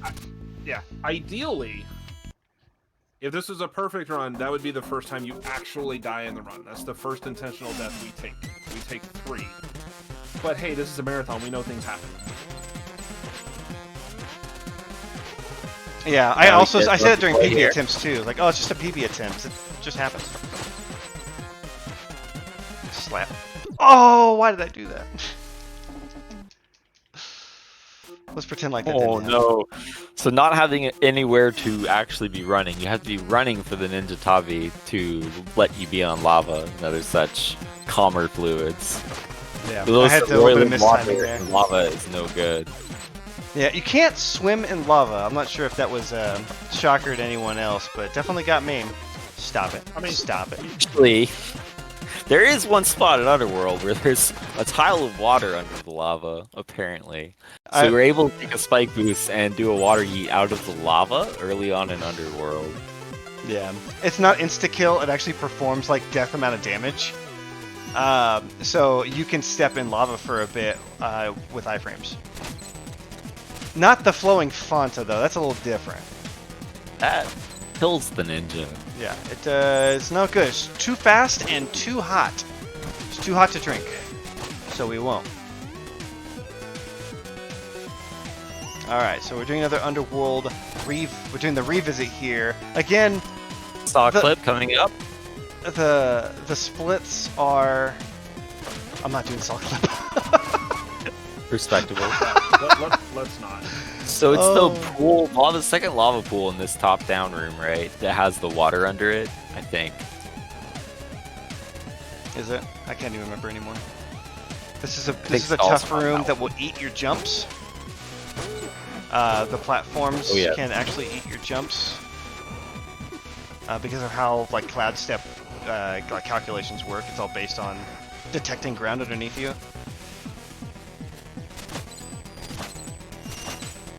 But no problems. I did not go for it because while it is significantly faster, it's also scary. And I'll admit, while this is a short split, it's also a scary one. Plenty of segments like this one that are long and dangerous. Much rather get here to the last room and carry on. Only like one attempt to swim in lava so far, and we could keep it at that level. Yeah, that'd be great.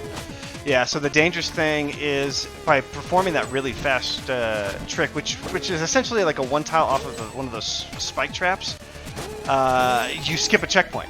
So if you do happen to die, you go back a ways.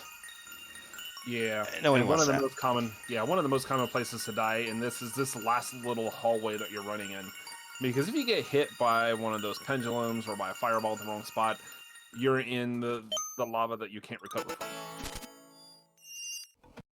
All right, we're in the second half now. Oh, not the second half, but we're in like the last section. This is like the end game. We got Cloud Ruins, we got Forlorn Temple, we've got Corrupted Future, and we've got Music Box. 4 levels left, but to get this last note, we gotta do 1.5 million things, it seems like. That's right. So let's see. We had just picked up the note of Chaos from. Picked the note of Chaos from Underworld. We've got the note of Symbiosis from Skylands. Note of Courage. No. We have the note of Strength, and then the note of Hope. We have the Hope note from Autumn Hills. So then, what am I missing here? Oh, the note of Love, of course, from Sunken Temple, from Sunken Shrine. Right. So there's only one left, which is the note of Courage. And like Min was saying, in order to get the note of Courage, we need to get to Corrupted Future. In order to get into and through Corrupted Future, we needed 1, the fairy bottle that we just got from Riviere, and 2, we need the Demon King's crown. To get to Demon King's crown, we must complete Forlorn Temple. In order to complete Forlorn Temple, we must collect all the Phobicans to get access. That's a lot to say, and that's a lot we have to accomplish. We've accomplished quite a bit of it. We have... I'm going to collect some shards here. I would like to have 1,000 before we end this level. That would be awesome. I think you're going to make it too before you're at. Yeah. So we have 3 of the 4 Phobicans right now. We've got Necro that we got at the first Catacombs visit, and then we got Colostro, who was in our Bamboo revisit, and then we picked up Pyro, Loverboy, as we were going through Underworld. Now we need Acro. Right, so we need Spooky Boy, Bamboo Boy, Lover Boy, and Cloud Boy. Oh, I tried. And just Cloud Boy is waiting for us. We could get into Forlorn without the Phobkin if we were able to G-jump, but we can't G-jump without something from Forlorn Temple, so go figure. That's true. I was about to say, like, I guess I could 100%, but I kind of have to get in there to 100%. So, never mind. They thought of everything. They got me. Alright, so I got full health. We're just gonna kind of bounce through here. Yeah. We've got the upgrade, we've got the health. I messed it up, that's fine. I can make this. I'll take that hit. Woo! Alright, this should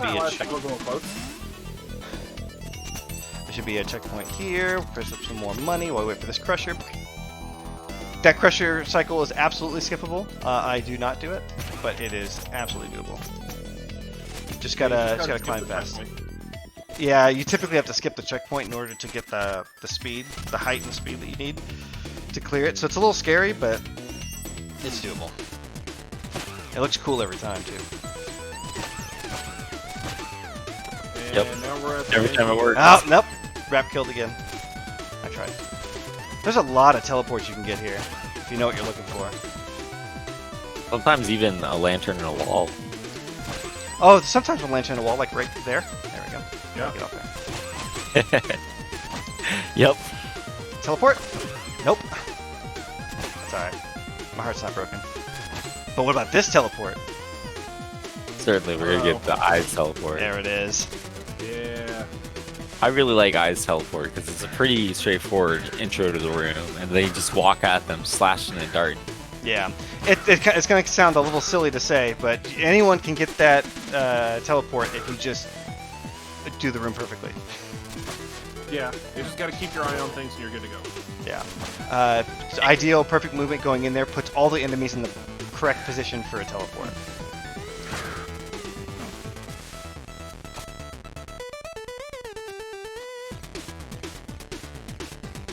I know there's a teleport in this room too, but I don't know the setup that well, and I think it requires waiting around. Yep, short wait, and so it just cuts into any minimal time save you would get. Okay, I got it. Okay. We're still in there. We're in it. Oh, We're in it. We're at the car wash. Working at the car wash. Whoa, whoa, whoa, whoa. All right. Chippy ghost both times, very nice. Riding that crusher intentionally to respawn that ghost and get her to follow Ninja down as a rope dart target.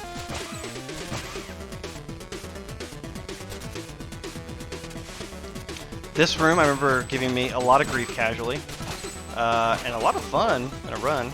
There's so many ways to do that room, but just got to get from one side to the other. And there's Acro, our last Phobican friend. We call them Phoebicans too because they are our friends. Whee! So long, 8-bit Cloud Ruins music. I miss you already. I'll remember to shop. That one, that one, that one, and we're done shopping. That's the last upgrade. All right. Meditation. We're now going to get back up to 5 HP, and what is it? Full shuriken every time we touch a shop. That's right. Plus the shuriken upgrade, so I have 4. And the shuriken drop upgrade, so enemies can drop shuriken ammo. Usually not too important at this stage. And then we're heading to Forlorn. So we just go back through here, but this time we're going to go right. Yep. Good luck on the fireflies. Pretty standard firefly ascent. I kind of make halfway up and wait for the other one to come down. That's good. Like that hit. Very tight cycles, even in the 16-bit version of Autumn Hills, and now we have less floor to work with too. And we got things Yeah. jumping at us now too. And also a pretty tough like Leaf Golem revisit if I'm not mistaken. You'll see it when we get there. If I do it right, I can finish him in like half a cycle. We'll see. I'm pretty nervous. What's really funny is when I mess it up. 16-bit Leaf Golem can be like big run killer. But as long as you don't soft lock it should be good. Yeah. So, we're done shopping, which means I'm no longer going to care too much about time shards, but I will still care about playing with lanterns for speed, but I don't need to go collect money anymore. Alright, here we go. So I get this. Alright. Yep. Good luck. Got it. Alright, cool. So we're moving. Did not have to stop running right. Whew! Yeah. I always loved I that. was nervous. I always loved that drop is so perfectly timed when you play casually. When you run across that room either direction, it will hit you on top of the head if you just hold the button. But your hitbox is perfectly shaped to actually make that contact. I love this music. I am not a this level is wild, but the music is awesome. It really is. We don't get There's to a see enough of it. Nope. There are a lot of monkey head moments in this level, but a lot of neat little skips too if they're done right. This is such an interesting stage because it throws so many new things at you that you only see here, and it also throws a bunch of things at you that you wish you never saw again. Like, so for instance, new things like that rocket right there. No crusher clip. I'm so proud. But then they also put whiz robes in the stage all over the place because why not? You love Wizrobes, right? RNG the enemy. Yeah, not so much. Love Wizrobes. I might okay, be a Kyle, minority. because I know you're really good with the names. What is the Wizrobe's actual name? I can never remember them. Murmur of Wizcard. I'll type that out.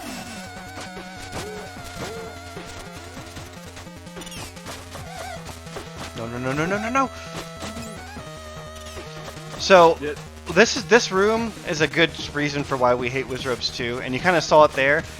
Their positioning on the screen is entirely random, and what they do is they randomly choose a position on the screen within the bounds of the camera that is a space that they can occupy, so no walls or anything like that, and then they just go there. So in any given run that you can have so many Wizrobes just get in your way, and there's nothing you can do about it except try to hit them, or more often just kind of take the hit. They're just trolls. That's all they are. They are wizard trolls. Yep. As with most trolls enemies, though, these guys can be really useful. It just depends. I'm not doing More that. often than not, they like to get in our way.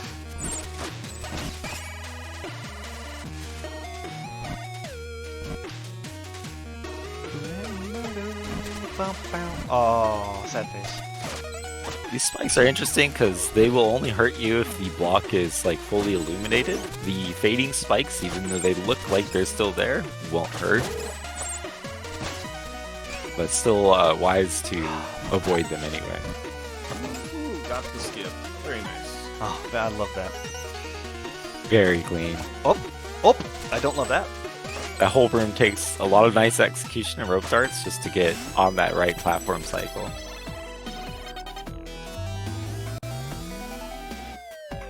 Yeah, they're really fun to pull off. You just kind of throw shurikens at the right time and then just move on to the next destination, trust that everything's in place, and you have a clean fly through. I'll take that hit.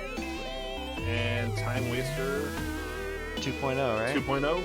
Yeah, I wanted to say like part 2, but I was like, that's not quite right. Yeah. You can tell like they were really proud of those rockets. That's a good room casually for teaching you about the rockets. For sure. It's just halfway through the level. Hey, you remember Right. when we didn't think you could get that through that room without taking damage? Yeah. I remember there's a section of time where we had to, I think several community members had to grind up that room to figure out how to get through that room without taking damage. And it's just really just tight execution, honestly. Yeah, and I want to say it was, I heard about it from one of 2 speedruns, but it was for New Game Plus runners that were doing it because at New Game Plus 7, I believe, everything is insta-kill. And so it's, how do you make it through this room without dying? We need to figure this out. Right. If you think that was scary, check this out. Yeah. You'll never... yeah.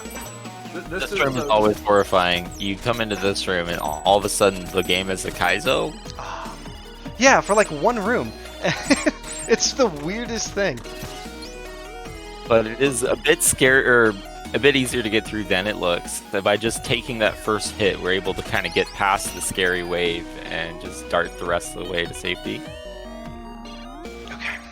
Now, the Demon King. This is an interesting fight. So, Here we go. Good yeah, luck. you got a good climb up. Ooh. So you take those fireballs, you climb up, and you basically just spam buttons to rope dart and attack, and you can actually like clear him up all the way through in one cycle. Even if the climb isn't cooperating, you can, like Minus is doing, he's getting to the other side of the arena and letting Demon King drop down so he can reset him without having to fall all the way to the ground and get back on a rocket. Yeah. If I can't get like the perfect just like flow that some of the other runners have gotten, I prefer still to reset up like that than to land and do the rocket. Absolutely. I think that's definitely a smart play because it's very difficult mashing to a very specific rhythm to follow that boss up there, and then as soon as the Demon King turns, it usually just falls apart. Yeah. This right now is basically is easy mode because as long as you don't get hit, it's GG on this boss. It's about a minute and a half cutscene, honestly. Once this segment starts with oh, how bad? How bad would that have been? How bad would that have been? Oh, it's so Very easy. nice. It's just a cutscene. I get it. I'm glad you didn't ruin the phase 2 on the last phase. It's possible to sit between those fireballs and not get hurt by them, so you could be cheeky and try to get a perfect pixel. But if you get off by 1 pixel, of course, you're gonna have to reset the whole phase. Yeah, and then it would be Piranha Pig gonna run all over again. That every time I get there, all I can think about is Piranha Pig showing that it is possible to actually fit through 2 lasers right next to each other, and that it is almost never worth it to try. And the longest, like, gravity is fast everywhere except for this crown. It takes forever to fall. Ever. We Thanos snap him. It's a magical relic, though, and that is going to be useful for our friend the Artificer to help us open a way into background time. I love this place for the aesthetic and the music. It's so cool, and has a really neat skip in it. We're going to stare back for a second. Yeah. Alright.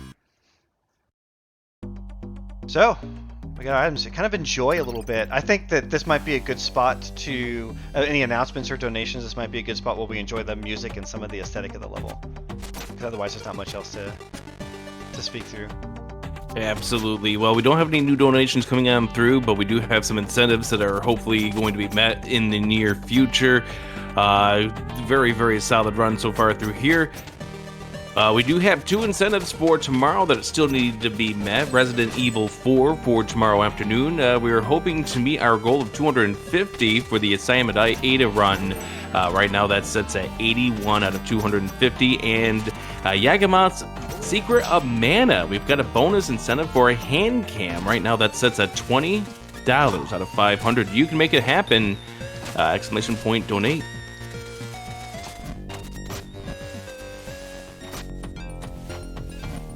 All right, let's make that happen. Yes, please. Always love seeing those. Oh, hand cam action too. The this stage is pretty set. There isn't a lot to do. You're waiting a lot of times for these fireflies. So the minor saves you can do is by not messing up like I have been, getting some good rope darts, kind of some quick opening of the pods, and then getting the glitch at the end. Yeah, which we'll explain that glitch in a little bit, but we're gonna worry about making it through nice and clean.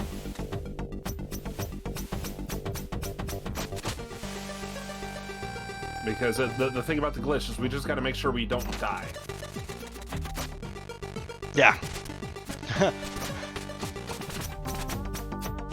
Oh, come on, get up there, because you won't. Look, I'm gonna break some box for a little bit.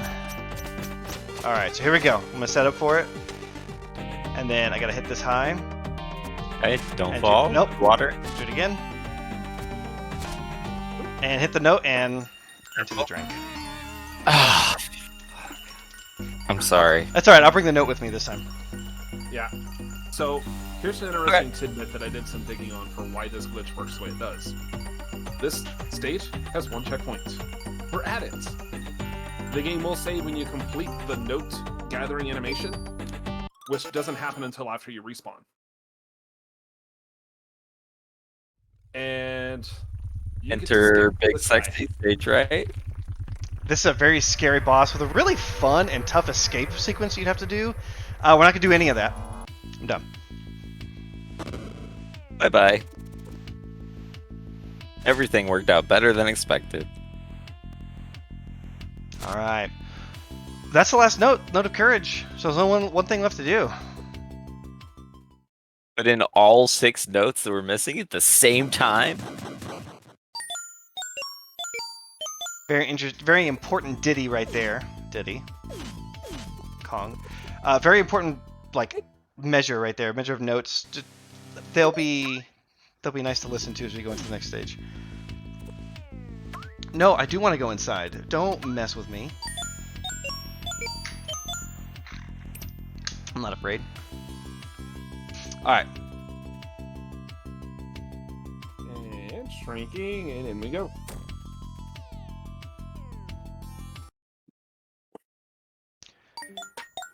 Some of the best music in the soundtrack right here.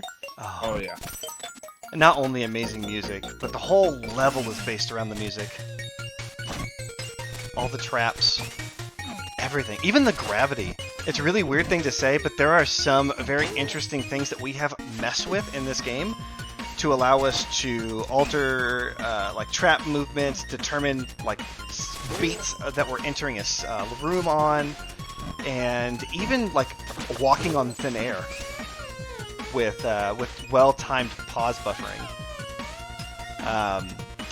Unfortunately, other than a few key, very difficult sections, they don't really buy you much. I think the next room actually has a good reason to attempt it, but it's hard, and I'm not gonna. Yeah. Because you can potentially skip a whole cycle in here if you get it right. No. Oh, that was close. That was close to death. Very good recovery. Glad we're not dying there, and we have that checkpoint. And yeah, agreed. It is possible to beat that spike pressure, but it is very difficult to attempt to pause enough of the cycles to make it there before it beats you in the face. I'm scared for the day when music box pause buffering strats are just normal. Me too. Yeah. I'm gonna go and grab the health. See, That's a great call. Yeah. If pause buffering like that ever becomes a thing, I'm just gonna go buy an electronic drum pedal and connect it up to the pause button. That's a great Ring idea, mapping. honestly. Yeah. We're just gonna wait. I do Yeah. not like this room at all. Not a fan of it. There are some really neat strats based around like the beat. Neat strat called Rhythm Bird. I think out of principle refuse to go for it. I respect that. It's essentially a yeet across 3/4 of the room. It's just very tight because if the beat is off at all or your movement is off, you can get punted by one of those crushers moving downward and just shunt you into the void. Yeah. Although it is worth noting that while doing randomizer work, Minus did do that entire room without the rope dart. As a matter of fact, I'm pretty sure that he's done this entire level without the rope dart. The entire level is beatable without the rope dart. Is that the same thing for the wingsuit? I can't remember anymore. I think one or the other. If Jackson's on, he'll probably correct me, because I know he was there when we were fiddling around with it. And then Levy actually helped me test it out too, by just doing... If y'all do want a fun challenge, get a save file that doesn't have rope dart unlocked at the beginning of Music Box, and just try it. It is completable. It's just a little challenging at some key parts.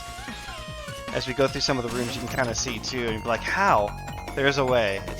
And there's a way without doing any out of bounds. Yep. And that room right there is proof yeeting exists and was intended in this game. Yep. You see even more so in the DLC, they really lean into it. But here, at Music Box, it's a great spot to just be reminded. Oh, I'm gonna do it this way. Yep. Good call. Spooky cycle room.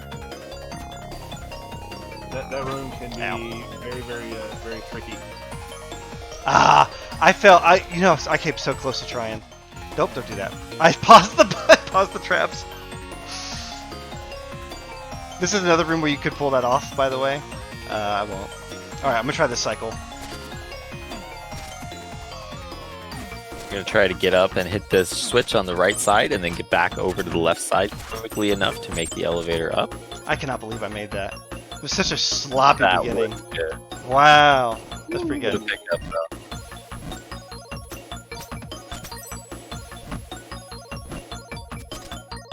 Out of my way, Fire Kappa. We gotta go and manage not to drop into the pit. Careful going for these time portals. And then we're gonna get up and get ready to snipe this crystal. I ran out. That sucks. Oh. We'll just walk over, do it normally. No big deal? Unfortunate, missing one of those platforms on the way back. That does suck. Yeah. I gotta do this again. At least the crushers are stopped now. That might make this Yeah. at least interesting. It's on the opposite cycle. Oh yeah. Yeah, but hey, It's at my least it jam. really wasn't. At least it really wasn't a big deal, because if it was, then that'd just be the end of the game. Oh, that's true. Oh, yeah, that's a good point. Yeah, there's a challenge mode in the game that you can actually play through it while essentially signing some kind of deal or contract where if you die, then the entire save just goes away. So you get like a 1 life challenge mode run. But you Good get a lot of snipe. health and damage and stuff, so it's really interesting. And you get this really cool sprite too.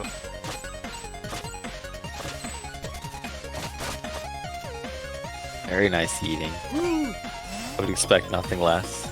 Yeah, this is one of those puzzle rooms that make you wonder if we're really doing it wrong, because it's not hard to do it the way we did. It's just weird enough to question, like, I don't think this was intentional. But, I mean, we're just slapping a crystal that's easily slappable, and then just abusing a little bit of how high up those vertical hitboxes. Now, one thing I don't think that was touched on before, but on that second shop area where he entered, Stop the or reason we're doing death. that, we're, I almost got crushed. That was close. I was committing though. I was like, I could do this. I saw It the is fire in possible. your heart. it is Oh, possible to do. come on, let me up there.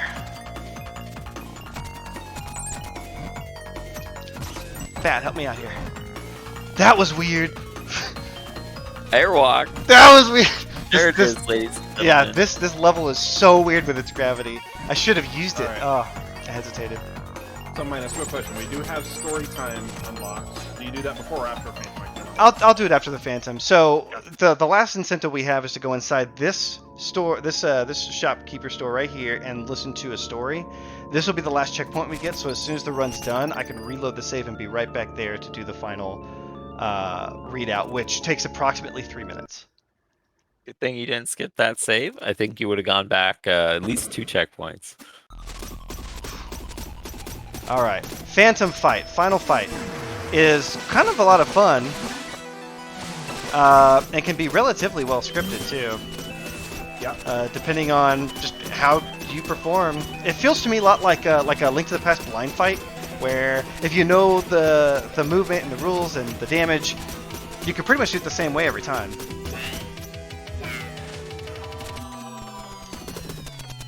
Oh, I messed that up. Come here, you. Runner's actually going for the setup to count slashes and get a teleport on Phantom's first teleport there. I've been seeing their setups for it. I'm gonna have to pick Great. that up because that's really cool. Yeah. Here, already pushing them into the hard phase of the fight, where instead of most of the floor being safe and where the pig noses are being electric, it's the other way around. So it's better to just sort of stay airborne during that attack and then get back to the wall, knock him down, not even playing Dead Man's Volley with him. There is Ooh, that's the fight. really fast fight with the rope dart backslide. You love to see that. Always love to see it. All right, so time's coming up. The timer will stop as soon as the mask shatters. So we're all going to get together right now and do the thing. So for everyone in the chat, can follow Min along as we hold the hand up to the sky and give power to do the thing, which for me is just a couple rounds of minor mashing. Time will be when this mask shatters. Yeah. Get everybody together. Oh, look, the Queen of Quills is magically. Oh, yeah. So we never did it. Yeah, the Queen of Quills is cured. She's back to being a monk, and she's helping us out. Totally fine. It's strong. She Monk- snapped herself out of it. That's right. Monk didn't need us at all. All right, here we go. Here we go. Now we get to play a little bit of little more? EZ. Go Kamehameha. Time. 156 Easy. flat. I like that. Woo! Not too Yeah, bad. I like That's those solid apples. time. I was at PB pace all the way until about Riviere. That's pretty wild. A good hour and a half into the run. But my sub best is almost sub 150. Ah, I'm really happy with that. The run's coming together. That's tech skip at all, because these credits are flowing kind of fast, and I don't think we ever mentioned Sabotage Studios let us hold the tabby and the jump button to scroll text real fast and save our thumbs. And at first, people were still mashing faster than that, so they did a quick fix, and so far it's been pretty good. Yeah. Now it's super fast, and it's really nice. The devs have been wonderful to the speedrunning community. All right, so that's the run. I'm gonna run through one more thing with y'all because the incentive was met for it. I'm gonna reload this save, go into here, and we're gonna read off a little story for y'all. So I love sharing this story because it's just it's a wonderful little story that was presented. There's a bunch of stories in the game that the shopkeeper will share with you. They sometimes are just funny or they have points to them, and this is a very special one that I like to share. So we're going to go ahead and read it to y'all. All right, so he's asking if we have any other stories. And one last one for the road. Here we go. There was once a little boy stuck in a well. It wasn't really clear why he was in there. People assumed he fell in while playing or that someone had pushed him in. In truth, he had jumped in there himself. He spent years in the well, wasting away anxiously, feeling utterly inadequate. He had a deep desire to share his ideas with the world, but shame having played such a big part in his upbringing, his will lay broken. That's why the well suited him so perfectly, a place to hide, where he could be alone with his stories and no one to mock or judge him. A safe life, unfortunately devoid of purpose, but at least shielded from rejection. One day, as he was role-playing, a wanderer passing by looked down the well. "Hey, what's going on down there?" he asked curiously, intent on joining in on the fun. "Oh, nothing. Sorry about the noise," the little boy replied. And thus the well remained silent for weeks. The wanderer, patient and compassionate, sat by the well for all that time. His mind was already made up. He would do whatever it took to get that little boy out of there, and so that he could share his stories with the world. The creative flame in that little boy's heart refused to die, and eventually he started role-playing again. And so the wanderer, very cautiously, started interacting with him again, telling him that his stories were entertaining and nothing to be ashamed of. Their friendship built really slowly, based on genuine intentions and trust. A few months later, the wanderer and the little boy were sitting together in the well, laughing and sharing stories. The well became an increasingly habitable place, and passersby started looking in. "I think I'm not the only one who would like to hear your stories," the wanderer mused one day. "I'm too afraid to climb out," the little boy replied. "It's okay," the wanderer reassured him. "Let me know when you are ready." Years passed, the little boy's imagination becoming more focused, his thoughts and stories shaping into a concrete little world. And then one day, he decided to take the chance. He would build this world and show it to everyone. The wanderer helped him climb out. Merci, Philip. The little boy shared his ideas with creators of all crafts, and to his surprise, they wanted to help building it. And so, the small team was put together, and he officially became a writer. I wish I could tell you that it all ended in fame and fortune, but I trust you understand that that's not what this whole journey has ever really been about anyway. Merci Sylvain, merci Eric, merci Martin, merci Michael, merci Philip, merci Jean-Luc, merci Carl, merci Savannah, merci Magali. And that's it. Just a nice little story from the creator to kind of share with people who wish to see it, and so I just wanted to make sure I got an opportunity to share it with y'all. That's it.